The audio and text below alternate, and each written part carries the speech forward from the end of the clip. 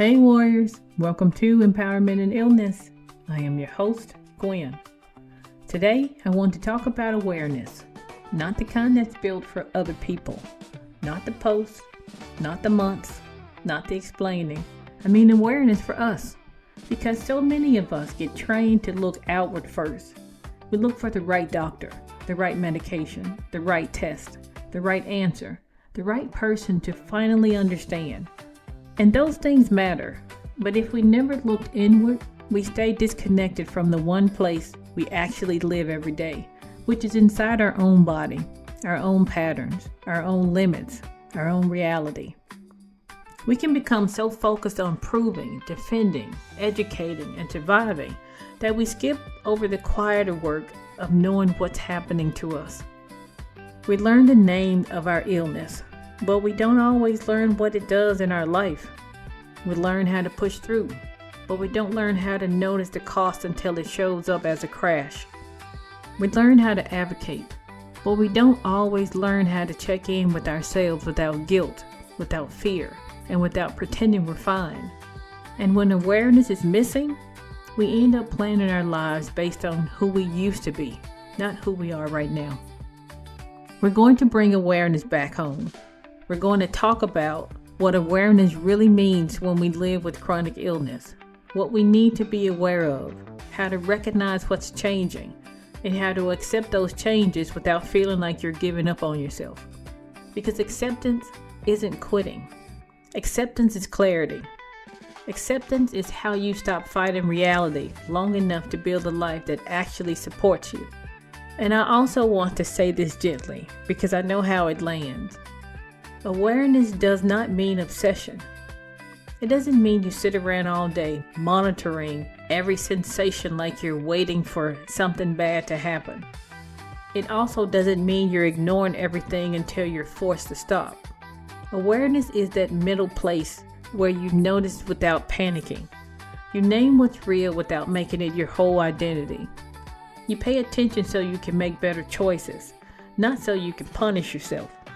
If you've been feeling sick, overwhelmed, or like you're always reacting instead of living, this episode is for you.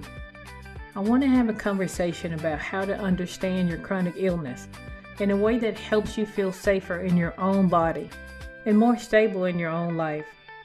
Because awareness isn't only something we ask the world to have, awareness is for us too. Let's get into it. When we say awareness, a lot of us tense up because awareness can sound like one more thing we're supposed to do perfectly. Like we're supposed to become experts in our bodies overnight and catch every symptom before it catches us. Or it can sound like we're about to sit in the spotlight and get judged for what we didn't notice sooner. That's not what I mean. Awareness is not a performance. It's not a personality trait. It's a skill you build so you can live with more stability and less surprise. A lot of people with chronic illness swing between two extremes, and both extremes make sense. One extreme is hypervigilant. You're constantly scanning your body, constantly checking, constantly asking yourself if that ache means something, if that fatigue is a warning, if today is the day everything gets worse. Hypervigilant usually shows up after you've been blindsided, dismissed, or scared. Your brain learns, if I don't pay attention, I'm not safe. The other extreme is avoidance. You ignore symptoms, minimize them, push through, and keep going until your body forces you to stop. Avoidance usually shows up when paying attention feels too heavy, too painful, or too real. Your brain learns, if I look at it, it will swallow me. Neither of these make you weak. Both are coping. But here's the truth. Hypervigilance burns you out, and avoidance sets you up for crash. Both steal your ability to make calm decisions. Awareness is in the middle lane. Awareness says, I'm going to notice what's happening without treating it like an emergency. Awareness says, I'm going to stay honest with myself without letting my illness become the only thing I can think about. That middle lane is where you get your power back because you stop reacting to your body like it's an enemy and you start listening to it like it's giving you information. And I want to talk about why this matters so much, especially for people who are always looking outward. When your illness is unpredictable, it's easy to believe the next solution is outside of you. The next doctor, the next test, the next supplement, the next viral tip, the next person who finally gets it. Again, those things can matter, but if you don't build internal awareness, you keep outsourcing your peace. You end up trusting everyone else's opinion more than your own lived experience. You end up chasing certainty instead of building clarity. And clarity is what keeps you steady when the answers aren't immediate. Awareness is knowing what your baseline looks like, knowing what throws you off, and knowing what your body does when it's asking for support. It's noticing patterns over time, not obsessing over 1 hour. It's paying attention to impact, not just symptoms. It's being able to say, this is what changed, this is how it affected me, and this is what I need to adjust. That's it. That's the skill. And you don't have to be perfect at it to benefit from it. If you learn one thing, let it be this. Awareness is not about catching yourself doing something wrong. Awareness is about catching yourself before you disappear inside your coping, before you start pretending you're fine, before you start pushing for everyone else's comfort while your body pays the bill. Awareness is for you. It's the difference between living in reaction mode and living with a plan. Awareness starts getting real when you move from the word chronic illness to the actual reality of what you're living with. Because it's one thing to know the diagnosis name. It's another thing to understand what the diagnosis tend to affect, what patterns you might notice, and what changes are common for people over time. And I'm not talking about turning yourself into a doctor. I'm talking about orientation. The same way you'd want a map before you drive through a city you've never been in. Without that map, everything feels random, and randomness is what feeds fear. A lot of us avoid learning our illness because we're afraid of what we'll find. We think if we read too much, we'll spiral. If we hear the word possible complications, we start living in worst case scenarios. That fear makes sense, but ignorance doesn't protect you either. When you don't understand your illness at all, you can't tell the difference between a normal fluctuation and a meaningful change. You can't tell the difference between a one-off bad day and a pattern that needs attention. And that's when you start relying on the internet, the group chat, or the loudest person in the room to tell you what's happening. Awareness gives you a calmer way to do it. You learn enough to feel grounded, not enough to feel consumed. So what does learn your illness looks like in a safe way? It looks like learning the broad categories of how it tends to show up in your life. It looks like learning what area is commonly affected so you can notice patterns sooner. It looks like learning the language that helps you communicate clearly. Not fancy words, just clear words. Because when you can describe what's happening in a way that makes sense, you get taken more seriously. And you can also take yourself more seriously. You stop second guessing your reality every time someone asks, "Are you sure it's that bad?" This is also where you have to talk about a hard truth. Some of us treat awareness like a threat because it forces us to admit we might need to adjust. If I learn what this illness does, then I might have to change how I work, how I rest, how I plan, how I socialize, how I show up. And that can feel like losing yourself. But the opposite is what usually happens. When you learn your illness, you stop making promises your body can't keep. You stop living on borrowed energy.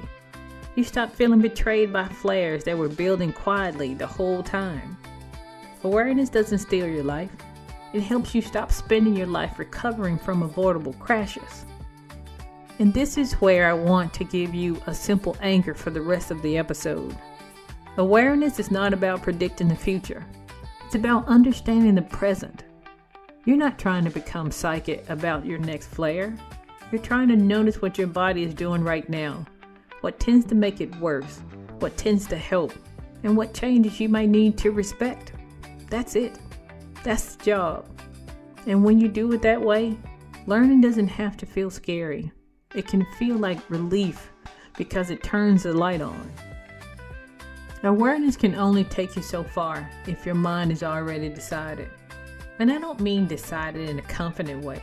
I mean decided in that protective way we all do when we're trying not to fall apart. Like, this can't be my life, or this isn't going to change me, or I'm going to handle this the same way I've handled everything else. That mindset can feel strong, but sometimes it's just a locked door. And when the door stays locked, acceptance can't enter, even when it's the exact thing that would bring you peace. We need an open mind to allow acceptance in, because if your mind is closed, acceptance will always sound like defeat. We need an open mind to allow acceptance in, because if your mind is closed, acceptance will always sound like defeat. It'll sound like you're letting the illness win, like you're giving up, like you're settling for less. And I want to be clear, acceptance is not approval. Acceptance is not you saying, I'm happy this happened. Acceptance is you saying, this is real, and I'm going to work with what's real. That's not weakness. That's strategy. That's how you stop wasting energy fighting reality and start using your energy to build stability. An open mind is what helps you update your plan without turning it into a personal failure. Because chronic illness shifts, your body shifts, your capacity shifts. What worked last year may not work now. What you could push through before might cost you double today. And if you can't stay open-minded, you'll keep judging yourself by an old baseline that no longer fits. You'll keep trying to live on a version of you that existed before your symptoms got louder, before your limits changed, before you learn what your body actually needs. That's when people get stuck in cycles of crash and recovery. Not because they aren't trying, but because they're trying to force a life that doesn't match their current reality. So this is the awareness we're building now. Not just awareness of symptoms, but awareness of impact, awareness of capacity, awareness of what your body is asking for even when your pride wants to argue. It's being able to say, this is what it cost me to do that, without shame. It's being able to say, I can do it, but not like that, without feeling like you're letting people down. It's being able to notice the difference between what you want to do and what you can do safely, and then making a choice that protects future you. And here's the part that people don't always say out loud. Acceptance doesn't arrive as one big moment when you suddenly feel peaceful. A lot of the times, acceptance arrives as a series of small, honest decisions. It's you choosing to rest before you crash. It's you canceling something without writing a 5-paragraph apology. It's you asking for help without waiting until you're desperate. It's you adjusting your expectations so you stop living in constant disappointment. Those choices don't make you smaller, they make you steadier. And when you get steadier, you start trusting yourself again. You stop looking outward for someone to grant you permission to take care of yourself.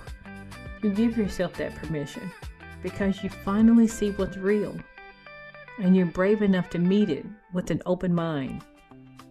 Once awareness and acceptance start settling in, the next question is the one nobody loves. What has to change? Not in a drastic, my life is over way, in a practical day-to-day way. Because chronic illness doesn't only affect your body, it affects your timing, your stamina, your focus, your tolerance for stress, your recovery time. And if you don't acknowledge those changes, you end up making plans that look good on paper, but punish you in real life. A lot of people try to skip this part. We tell ourselves, I'll just push through until things calm down. But then, things don't calm down the way we hoped. Or we get one decent week, and we use it to convince ourselves nothing needs to change. And then we pay for it the following week. This is where awareness becomes protection. Because awareness helps you stop using good days as proof that you don't need support. It helps you stop treating a flare like a surprise attack when there were signs your body was asking for something different. So let's talk about the kind of changes that tend to show up and how to meet them with respect instead of shame. You might need to change how you schedule your day, not because you're lazy, but because your energy has a ceiling. You might need more recovery time after things that used to be simple. You might need to build in buffers, not because you're negative, but because your body does better when it isn't constantly cornered by deadlines. You might need to adjust how you work, how you socialize, how you travel, how you clean your house, how you handle errands, and how you show up for other people. Those adjustments can feel like a lot at first, but they're also a way of choosing yourself on purpose. This is where people struggle with identity, because if you've always been the one who gets it done, the one who shows up, the one who handles everything, it can feel like chronic illness is rewriting who you are. But I want to offer a different way to see it. Your identity isn't your pace. Your identity isn't your productivity. Your identity isn't how much you can endure. You're still you, even if your body requires a different rhythm now. Accepting that rhythm doesn't erase your strength. It proves your wisdom. It shows you can adapt without abandoning yourself. And this is where we turn acceptance into a plan that feels livable. You don't have to change your whole life in 1 week. You pick one area where your illness keeps creating friction, and you make one adjustment that reduces the cost. Maybe it's your mornings, so you stop stacking early commitments. Maybe it's your evenings, so you stop pretending you can do everything after work. Maybe it's your weekends, so you build in one true rest block instead of resting while you panic about what you didn't finish. Maybe it's your relationship, so you start being honest about what you can commit to without overpromising and then disappearing. Small changes done consistently can protect you more than big changes you can't sustain. Awareness helps you see what's true. Acceptance helps you stop fighting it. And adjustment helps you live with it. You don't have to like every change to respect it. You don't have to feel inspired to take care of yourself. You just have to be willing to live in a way that doesn't require you to break yourself to prove you're still valuable. Once you start practicing awareness and letting acceptance in, emotions you haven't touched in a long time can show up fast. And I want to say this plainly because people get scared when this happens. Grief will be imminent. Not because you're doing something wrong, but because you're finally telling the truth about what this cost you. You're noticing what changed. You're admitting what you missed. You're seeing the gaps between who you were, who you thought you'd be, and who you have to be now to stay well. That's grief. It belongs there. Grief doesn't always look like tears. Sometimes, grief looks like irritability. It looks like snapping at people you love. It looks like going quiet. It looks like feeling numb and wondering what's wrong with you. It looks like scrolling, eating, shopping, cleaning, working, anything to stay busy so you don't have to feel. And if you've been in survival mode, you might have gotten really good at staying busy. You might have gotten praise for it. But grief has a way of collecting interest. It doesn't disappear because you ignored it. It just waits until you finally slow down enough to catch up with yourself. So here's the balance we're aiming for in this episode. We're not going to pretend grief isn't here, and we're not going to let grief move in and take over the whole house. You can make room for it without handing it the keys. That might look like giving yourself a small window to feel what you've been holding. Naming what you're mourning in plain words. I miss my old energy. I miss my old confidence. I miss not thinking about my body. I miss making plans without backup plans. When you name it, you stop fighting it in the dark. You turn it into something you can hold with care instead of something that ambushes you. And this is where awareness becomes emotional protection too. Because once you recognize grief as part of this process, you stop treating it like a surprise attack. You stop thinking, why am I falling apart? I should be over this. You stop shaming yourself for having feelings that match your reality. You also stop making big decisions from the peak of emotion. Grief will try to convince you that everything is ruined, that nothing will get better, that you'll never feel like yourself again. But grief talks in absolutes. Awareness helps you answer with steadiness. This hurts. This changes things. And I'm still here. I'm still building. I'm still allowed to have a life. So if you're listening and you feel that tightness in your chest, that heaviness in your stomach, that lump in your throat, I want you to know you're not alone.